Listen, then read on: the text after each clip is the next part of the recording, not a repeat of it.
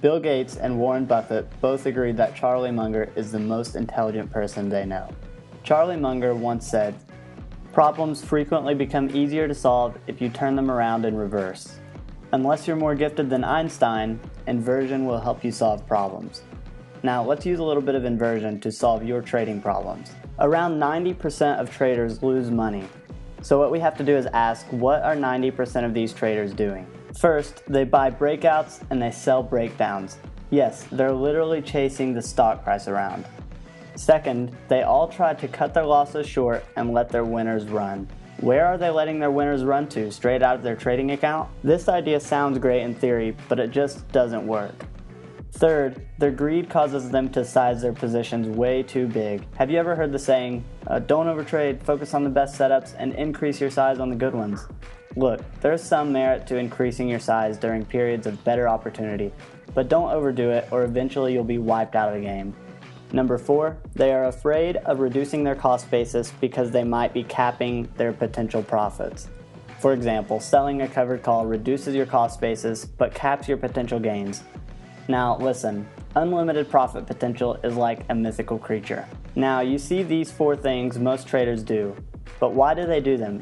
Well, some of it's human psychology, but most of it is because it's what they were taught by investment education websites. I know it sounds a bit hypocritical because I run an investment education website myself, but the difference is they tell you what will make you spend money. Unlike them, I will tell you the truth, even if it's not what you want to hear.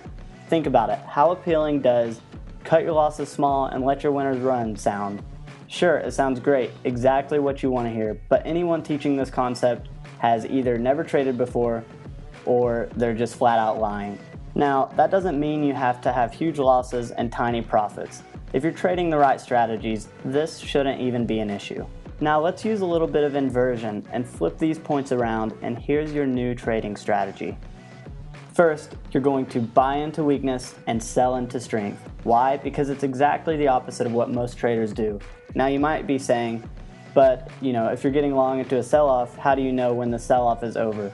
The answer is simple. You don't. Nobody does. It doesn't matter if you're Warren Buffett or if you're Jimmy Buffett. You don't know if a stock is going to go up, down, sideways, or in circles. And I believe that stock price swings are random for the most part, but ultimately it's human emotion that drives market moves. So just don't fall victim to your emotions. Number 2, you're going to book your profits and be patient with your losing trades. With a high probability trading strategy, almost all losing trades will become a winning trade at some point if you hang in there. If you're cutting your losses small, you're going to choke out a lot of good trades. And if you're trying to let your winners run, you're going to be very disappointed when your winners just don't freaking run like they're supposed to.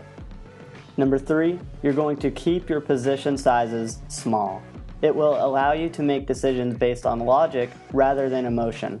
The only way to be patient with positions is if you're sizing your positions correctly. If they are too big, then the day-to-day fluctuations in your account balance will cause you to make bad decisions and acquire gray hair at a very young age. And lastly, you're going to reduce your cost basis by placing trades with a defined profit strategy.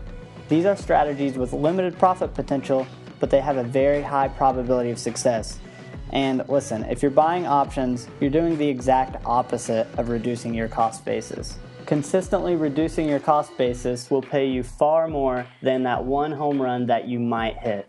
If you swing for the fence, you're probably going to strike out. Raking in small profits over and over again is where you'll hit a grand slam. Following these simple guidelines will save you many headaches and a ton of money.